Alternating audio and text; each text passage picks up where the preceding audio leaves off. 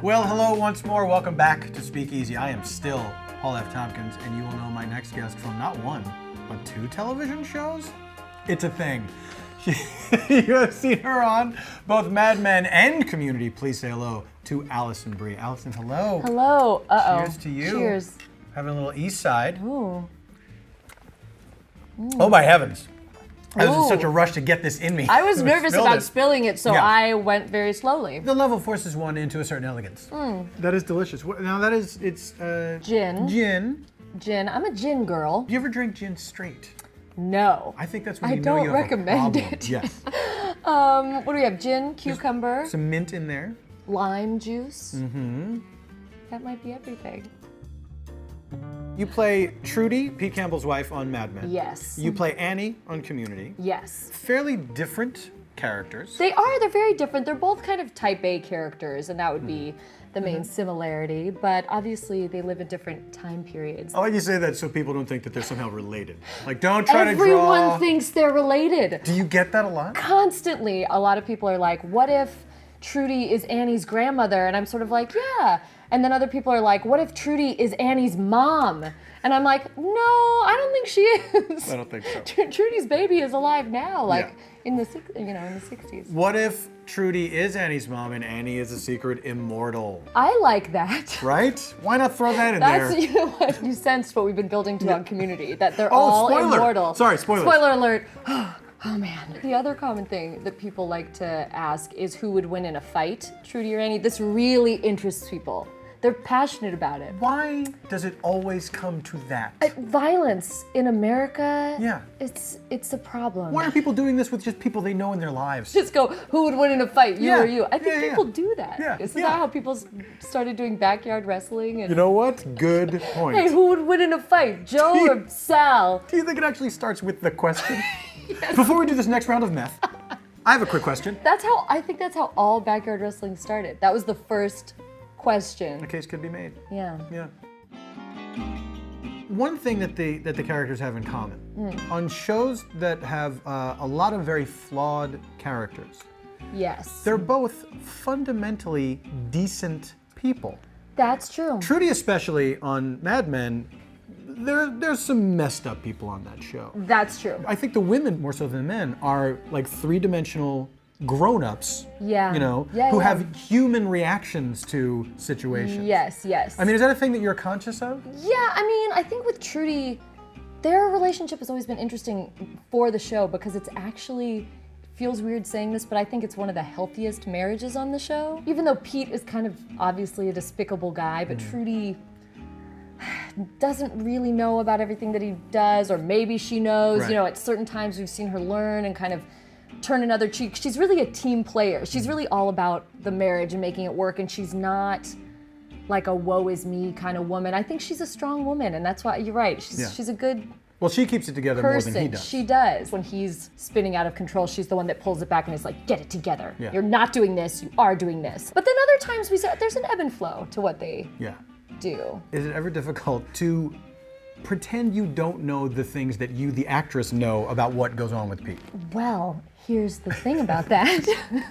There's no acting required because I usually don't know the things while we're shooting them. Matt Weiner goes out of his way to make sure that Vincent doesn't tell me things that are going on, and I don't get the scripts for episodes I'm not in. Does it keep it more real for you? Yeah, it does. Because definitely everything that you're shooting, you're just in the moment shooting it then. And it's something I love about the way I've always been directed to play Trudy is like the main note that I always get from Matt for 6 years has been, Trudy loves Pete. She just loves him. She really loves her husband. I feel like everything's coming from this genuine place, but all this other stuff is going on. Everything I'm playing is just like in the moment, a loving wife and her husband, and it's, I don't know, it adds layers. Now, Annie is basically a decent person and has flaws like everybody on that show has. Which character do you relate more to? I want to just say Annie because she lives in current times. Right. And there are so many things that Trudy's dealing with that I just wouldn't have to deal with. And Man, let me ask though, Well, Do I think because- it's that different than Exactly, now? because I think one of the things that Mad Men does very well is show you start off by saying, can you believe that people behaved that way? But it's like, it's not that People different still now. kind of do that. It's Yeah. true. You know what? I should rephrase. It's less about the time period, and I think just more about my personal preferences. It's like by the time Trudy's finishing college, she's engaged because her motivation really is marriage and having a family and doing that sort of thing, and that's never been my main goal. If I'm Right, looking you're at like an old maid. Yeah. What did you say? Did you say I'm a little baby? I did. I wish I said that. That I'd be okay with. You're a little You're a little baby. baby. I was like, okay. Please continue. um, So anyway, your life so I is feel drastically like- different, yes. Yeah, so I feel like fundamentally at the root of both characters, they're very ambitious people, and that I can relate to in both of them. It's just that the things that Trudy's ambitious about, I'm not necessarily ambitious about. And with Annie, it's easier for me to relate in terms of this girl being very nerdy in high school and then coming to college and kind of realizing that maybe, fellas find her attractive or that, and that she needs to figure stuff out. I feel like that speaks to me more just because I remember I was pretty nerdy in high school and remember my college experience as sort of a coming out for me as well and kind of like, whoa, the world. How did your nerdiness manifest itself in high school? I was like a drama club nerd. Natural. But I like to always qualify that I also had friends outside of the drama club because I think it's important. Of course. I was drama club co-president by my senior year, but that's not all. I had You had science other friends, friends. athlete friends. I had skateboarding friends. Whoa, my heavens. And they were cool when I was in high school. Now, skateboarding is a crime or it isn't a crime? Which is what makes it cool. Things are only cool if they're outlawed. Right, of course. If they're bad. Did you have a period where you felt like you settled into your own skin? Well, that's the thing. I loved high school. I joke about being really nerdy, but I don't ever remember feeling like an outsider or like I hated the cool kids or like I was picked on. Nothing like that. I always, I had a good group of friends that I loved. I had a boyfriend that I loved, but he, played D&D with his friends, and I would hang out with them doing that on Saturday nights. Oh no, really? Sometimes when they would let me go. They let me But- create a character once, and I was like, yes, this is gonna be awesome. And I created my character, and then we started to play, and I was like, wait, this is what? We're just talking. Oh, I'm gonna take a nap, but you guys, I'll stay and hang out. I don't have much else to do. That was because I tried D&D when I was a kid, and it seemed like it was going to be fun.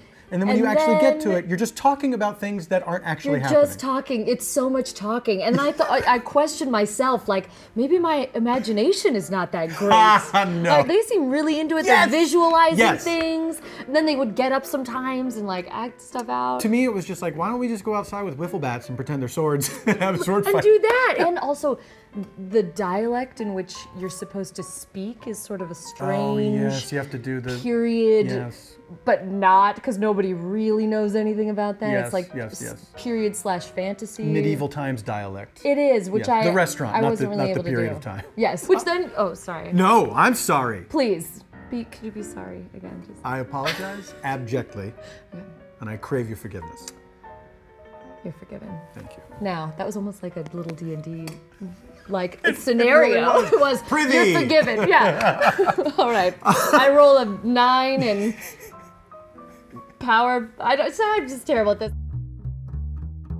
We didn't have a sort of community. There was a D&D episode. Yes. And while looking back, I've watched it many times. Is that typical of episodes of the show? Do you watch them multiple times, or this one in particular? I do. Do you really? There's nothing wrong with that. I'm pretty sure all of us on the show are like nerdy fans of the show, and we've always watched all the episodes when they first air, and then we email each other about it to kind of be like, that was great, or like point Yeah. out stuff that we, Because you're not all together in every scene all the time. Right. Yes. I mean, we are a lot of the time, but even so, you're sort of like, which takes did they use? We get a lot of different stuff. I don't know. So I think it's fun, and the first season you're just excited. It was airing while we would be on set, so we'd sneak out to our trailers and watch it. And Right. but I still enjoy watching old episodes with friends that are exploring it for the first time. Is that so? Do you host Terrible. viewing parties at your home? Small private viewing parties of 2. How soon after you discover someone has never seen the show does the invitation come to watch it at oh, my you've home? never seen the show. It's a 30-second, anywhere from 30 seconds to 2 minutes, I'd say. May I tell you, Allison, this is refreshing because a lot of people pretend that they don't watch their own stuff. their own stuff. Yes. I watch everything. How could you not? I watch it again and again. Especially Mad Men, because I'm not in the, like, I truly appreciate the show as a fan. Yeah. And there's a lot of episodes I'm not in. I feel like that's even a little more acceptable for me to watch. And then Community, I'm more just like, what did we do? Oh, we got the thing in that we were gonna try to do. Right. So I rewatched the D&D episode recently. And it's one of my favorites. So well done. I love it. But shooting it was terrible. It was hell. I hated shooting it for just the reason that we were discussing, not enjoying playing the actual game. And I feel like I'm shattering people's dreams that I'm like putting down this game. I appreciate it as a forum, but God, shooting it was rough because it was just 5 days. We shoot long hours and you were just sitting there. It felt like we were doing nothing. In that episode, you really are just sitting there, right? Like, there's very little action in it at all. Very little, but it was great. Joe Russo shot it, and he did such a good job with sort of like doing these visual pans and things coming out. So it was so much about the effects that they did in post, like Ken vanishing as he's walking away and the music and things like that. I love watching it. Right. But hated shooting it. From an acting standpoint, though, especially because you guys do work long hours, it's a very complex show. At first, when you see that script, was there any part of you that thought, oh, this will be easy, this will be great, we'll just be sitting there, it'll be very self-contained. We'll fly through it. Yeah. Yeah. And how soon did it turn into, I don't want to be in this chair anymore? 8 hours, not even. It was like 3 hours later, we were like, get me out of here. Oh, everybody felt that way. A lot of people, Kind of going stir crazy a little bit. I think so. I don't want to speak for everyone, but I'll speak for everyone and just say yes. We all felt that way. I think when we read that it was a D&D episode, we were kind of like, cool, maybe we're going to be, and then we're like, oh no, wait. Oh, that's right. We just kind of sit and talk about things. And then the next thought is like, so maybe we'll get out of here early. And then we're like, no, that won't happen either. We're just trapped here for way longer. But it's never happened, right? It's never happened. It's never happened. But there was some fun stuff. They let me improv some weird sexual stuff in that episode. Ooh la la. I like to say sexual like do that. Do you like to improv? No. Yes. A little. Yes. You're doing some right now. I do. It's a new thing to me. People think that we improv a lot on Community, but we really don't. Yeah. Most of the improv, I would say, comes from Donald and Joel and Danny, because sometimes they'll put Donald and Danny together and kind of have them riff. It's a very tightly structured show. That's part of its charm, is that it's this very intricate thing, and there's stuff going on in the background, and there's no way. I mean, the improv would probably come, correct me if I'm wrong, but in the forms of, on this take, let's do this different joke, or come up with a different joke. Exactly. It's sort of like we'll shoot a whole scene, and then if we're on Donald's coverage, they'll be like, just spin this line a few different ways. Do you have anything? And he'll kind of throw out a few different versions. But you're not like options. Apatow freeform in it. No, there would just be no way. We already are so in the shit with our hours. Yeah. It wouldn't be like, let's just riff on this for a while, see what happens. Yeah. Like, that doesn't exist. From a technical standpoint, it's very complex. Yeah, it is. So then when I worked on the 5-year engagement, which Apatow produced and Nick Stoller directed, and I had no idea what I was in for. And I think even at that time I was like, yeah, we do improv on Community, totally. And then I got there and I was like, we don't do any improv on Community. What is this place? Was it scary?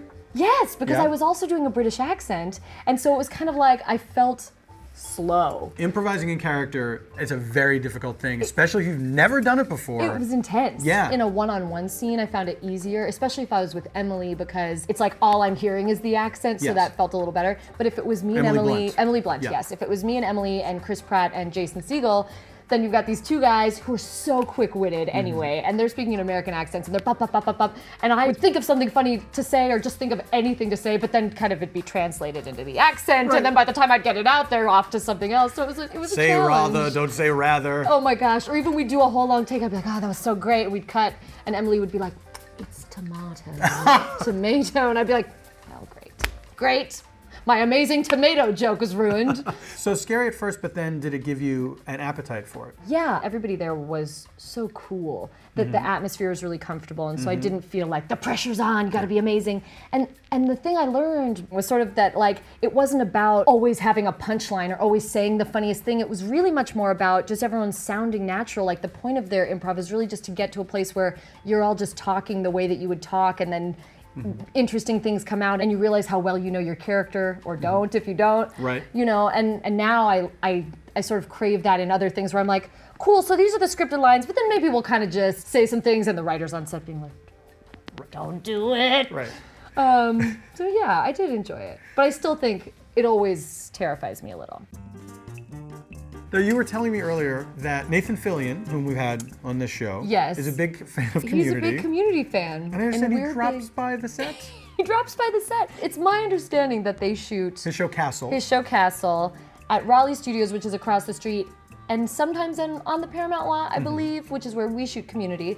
So just every once in a while, Nathan Fillion pops by and is like, I'm Nathan Fillion. And then the ladies go crazy. Of course. Except the first, 3 or 4 times he visited, I was never there, or I never saw him. Our paths never crossed, and I was sort of like, this didn't happen, it's mythical. But then I'd see his tweets with other people. Rubbing your face in it. Yeah, exactly. So when we finally connected on my own set. On your terms. We got to take our own photo and post that on Twitter. Oh, the ultimate triumph. Magic was made. Nathan Fillion has yet to be on an episode of Community. Do you think the fact that he has not been on it is to keep nerds from just losing their minds? Yes, it's a strategic. It's too much. We don't want to kill our fans. We want them to continue watching the show. That would be like tell their mainlining. 3 friends. Yeah. To watch. And do you feel like they've told all 3? Or do you feel like there's still... I think there's that one that's holding out, and they just need to be a little harder on him. You really got to call like, that guy. You're not invited to the next D&D game unless you start TiVoing this show. You'll really like it. I'm going to kill your cleric. I sound terrible. Why is that so terrible? I say TiVoing, Instead and of then people DVRing? make fun of me, because it's dated. It's fun to say TiVo, and I don't care what people say. I like saying it. Now, you were a fan of Nathan's from before, from Firefly? Just a fan of his in general. Oh, I think I read you. Just something about him. Something about him just makes me a fan. Sure. And I'd met him before because I did The Thrilling Adventure Hour, which is a show at Largo. It's a comedy version of an old-time radio show. Yes. It has regular players and a lot of guest stars like yourself and Nathan. And yes. And so Nathan and I guested on it for the same performance. And the key thing I remember about it is my mom had come to the show and was so excited to meet him. And so I had to kind of wait in line with her because there were so many people that wanted to talk to him after the show. And he was just so dear to my mom, and I'll never forget it. So after that, I've always been like, that Nathan. It's a very sweet man. He's a good guy. Now, your mom was a fan because of his soap opera work? I guess so. Or she's a big Firefly fan. She's big into the Whedonverse. Strange, right? Yeah. No, maybe, you know what? I think she loves Castle. She's a Castle fan. That makes more sense, doesn't it? Sure. I don't think my mom watches a lot of soap operas. She's a working woman. Sure. She doesn't have time for that soaps. junk. No. She doesn't have time for that trash. Just kidding. Oh, soap opera people. I jest. There's only 4 left. I once tested for a soap. Which one? As the World Turns. I didn't get it. But you got as far as the test. Yeah, they flew me out to New York and I did this test. And and it was like this really dramatic scene, obviously, with this guy. And I remember, because I had not done anything, I was just out of college. And the thing was you had to walk through a door on the set and then close it and then do the scene. But your first line was where have you been? And so I went to do it, and I opened the door and closed it behind me, and it slammed so hard that the noise just people on set were like, oh God, and I was like, where have you been? And I was just sort of well, I don't think this is gonna pan out, but it's probably better that I didn't end up on As the World Turns for years. Being in front of an audience, how often do you get a chance to do that, in front of a live audience? Not often. I feel like it's been a while. I feel like lately, it's like on late night shows, which is the weirdest place to be in front of a live audience. Because there's so many rules and you've got so much, talk about a nerve-wracking situation. You've got so much on your mind, and some people are like, don't address the audience. So you come out and they're there, but you're really not. But they're there! Yes, exactly. But I'm focused on you, only you. And Yeah. then people say stuff and you're like, I can't. They're trying to coach you in such a way as to say, all that matters is the people that are watching at home, because they're just going to see this. Exactly. So they're like, your camera's there, so don't talk to people over there. But there's these 200 people. But they're laughing at what I'm saying, hopefully. Exactly. Or not. Or not, and then I want to kind of look at them and be like, come on, guys. Yeah. That's what I do when people don't laugh at what I say. Come on, guys. But you do sometimes get in front of an audience to sing. Is that true? Yes, that's what I've been doing lately with my my cover band. That's right. Which is called? The Girls, who sing other people's songs. I believe there's some punctuation in there. There are parentheses. The Girls, it's a parentheses, parenthetical statement. who sing other people's songs, close parentheses. Yes. I recently learned that there was a band, called Girls, and so when we were called the Girls, a lot of people like to tell us that, in an asshole-ish way. I bet they did. There's already a band called Girls, and we were kind of like, we didn't know, but now I do, thank you. But they've since broken up, so. Why do you think Girls broke up? Oh, where'd that come from? The name's on our turf now. I don't know where this posturing is coming from. Have you been in contact with girls to make sure I was it's okay sending with them them? nasty letters just so that to make them break. I was like emailing here's the newsflash. You were pitting them against each girls other? are guys. What? Which was an interesting thing that I learned only after they broke up. Anyway, they're over. And the girls are still. And so you sing covers of other people's songs. We sing covers of other people's songs. Specific genre, or is it all over the It's place? sort of, well, we play with this band, Jones Street Station, an amazing bluegrass type band. And so I feel like our music all skews that direction and sounds that way. But we cover in the country arrangements songs in the and- way that we yes. do it, because we break them down into 3-part harmonies and then kind of do them our own way. But it's usually like classic rock or sort of indie rock or maybe a little Freedom country. rock? No. No, No need to turn it up then. you don't get us. Could you tell our audience who the other girls are? Yes, they are Serena Fiallo and Juliana Guil, also actresses, amazing actresses. They've both been on Community for the Community fans who are watching. And we have some upcoming shows, so we're actually going to play this show called Mortified, which is a show in LA. Yes. Maybe you could describe it better than me, where people... The live show is they bring things that they have written when they were younger. Younger. In high school, Not necessarily high school. Yes, but at some period where they are sure to be mortified later to be reading this aloud to people. And it's poems that they've written or love letters or whatever. And it's an unbelievable show. Like it's very cathartic and you cringe and it's everything. It sounds amazing. So for some reason, we're gonna open that show. Just put everyone in a good mood singing on April 17th. So if people are in Los Angeles, they should come to that. And then we're going back to New York to Le Poussin Rouge, where we played our first show with Jones Street Station on June 1st. Fantastic. Yeah. Alison Brie, what a pleasure to chat with you. Such a pleasure. Thank you for joining me. Thank you. You're just a little baby. That's it for this round of Speakeasy. Join me next time when my guest will be a different person. What about a band called Little Babies? The Little Babies.